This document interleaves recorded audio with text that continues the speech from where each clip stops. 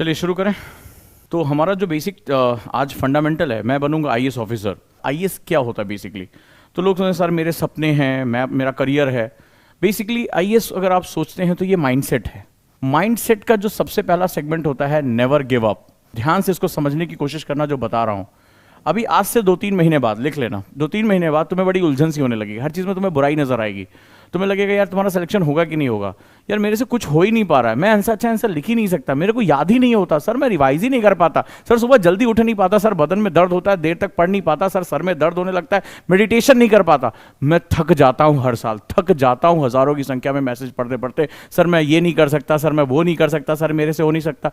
तो भैया जब तुम तैयारी करने आए थे तब तुमने कहा था सर मैं आईएएस बनना चाहता हूं, पूरा सीना ठोक के तुमने कहा था कि सर मैं आईएएस बन के दिखाऊंगा, मैं ये करके दिखाऊंगा, माँ बाबूजी का सपना है, पिताजी ने जो खेत बेचा है मुझे पढ़ाने के लिए। तब तो तुम्हारे बड़े सपने थे। और 3 महीने बाद आप हर चीज में कहने लगते हो सर मैं अच्छा आंसर नहीं लिख पाता हूं। सर पढ़ता तो हूं, अभी मेरे पास कम से कम 40 मैसेज, सर पढ़ता तो हूं जैसे आंसर राइटिंग, सर पढ़ता तो हूं लिख नहीं पाता हूं, सर रिवीजन नहीं हो पाता है, सर रिवीजन के लिए समय नहीं निकल पाता है, सर मेरे से जो है ये नहीं हो पाता, सर मेरे से याद नहीं हो पाता, सर मैं पॉलिटी नहीं पढ़ पाता। पूरे टाइम यही की यही चीजें जो है होती रहती हैं। Because it is not the dreams, ये सपने नहीं है जो तुम्हें लेकर जाएंगे, ये माइंडसेट है जो तुम्हें आगे लेकर जाएगा। जिस चीज को आप दोहराते रहते हो, और मेरे पास इतने मैसेज आते हैं, इतने मैसेज आते हैं कुछ दिन बाद, जिन्होंने आज कसमें खाई थी, सर उजांग सर आपके साथ में कॉन्सेप्टर बैच में जुड़ रहा हूं, सर उजांग सर एनसीईआरटी करो, कुछ समय बाद सर कोर्स धीमा चल रहा है, सर ये चल रहा है, ये पढ़ाया जा रहा है। सवाल ये नहीं कि तुम जज कर रहे हो क्या पढ़ाया जा रहा है, सवाल है कि जो पढ़ाया जा रहा है वो तुमने कितना पढ़ लिया, ये जो सबसे इंपॉर्टेंट चीज है। तो वो बहुत महत्वपूर्ण हो जाता है हमारे लिए।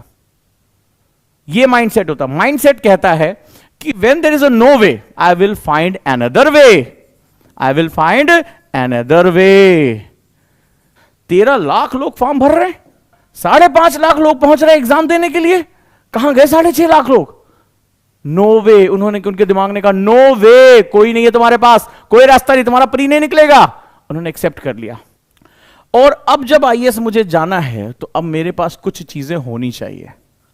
जैसे सबसे पहले मैंने क्या कहा, माइंडसेट। दूसरा, आईएएस के लिए मुझे चाहिए स्किल सेट। जहां लोग घबरा रहे होंगे, अरे यार बहुत कठिन है, अरे यार इस बार हिस्ट्री बहुत कठिन है, मुस्कुराते हो अच्छा कठिन आई है, इसका मतलब मेरा चांस बढ़ गया, कंपटीशन कम हो गया। एक कहेगा बहुत टफ है यार, यूपीएससी बहुत टफ क्वेश्चन पूछता, भाई मेरे करंट अफेयर्स बहुत टफ आता है। और एक कहेगा वाह टफ आता है, बहुत बढ़िया बात है, इसका मतलब है कि हर कोई इसका पेपर नहीं कर पाएगा, यानी अगर मैं सही डायरेक्शन में मेहनत करूं तो मेरे लिए कंपटीशन कम है। वो जो नंबर सर ने बताया है 13 लाख लोग फॉर्म भरे, वो केवल नंबर है, कंपटीशन नहीं है। तो वो लोगों की संख्या को कंपटीशन नहीं मानता।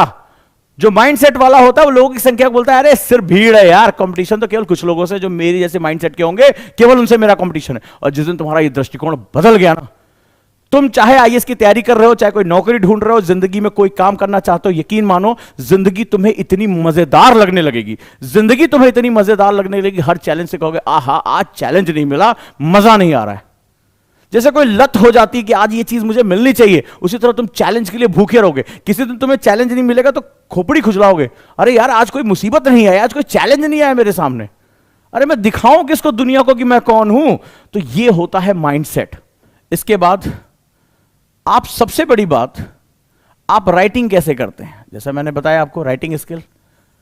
आप रीडिंग कैसे करते हैं, क्या पढ़ने की आदत है?